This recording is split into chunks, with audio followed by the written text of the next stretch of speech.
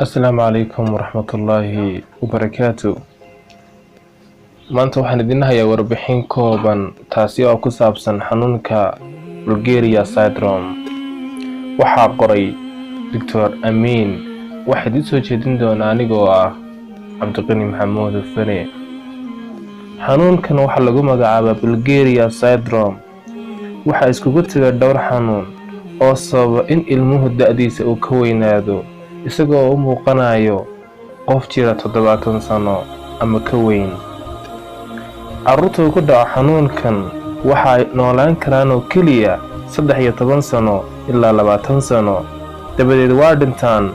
waxayna u dhintaan badanaa xanuuno ka soo wajaha wadnaha iyo maskaxda. 20 milyan oo carruur ah waxaa qaba xanuunkan oo uu ku dhacaa qiyaastii 350 ilmood ilaa 400 ilmood. marka uu dhasho ilmuhu waxa uu muuqanayaa ilmo caadi ah, balse wax yar kadib waxa uu ekaanayaa ilmo mid si dhaqso ah u koraayo da'diisa. calaamadaha weynaantuna ay ka soo muuqanayso isaga oo yarba.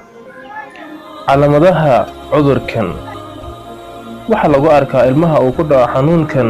calaamadahan ma dheeraanayo, culayskiisuna ma badanayo, xayrta ayaa ka dhammaanaysa, timuhu waa ka daadanayaan oo bidaar baa galaysa isagoo aad u yarba. indhaha araggoodu waa yaraanayaan, jirkiisu waa duuduumayaa sida qof weyn oo kale. xididada maskaxda ayaa soo muuqanaya iyo calaamado kale oo badan oo xanuuno kale la socdaan. maxaa sababa xanuunka Buergeria syndrome?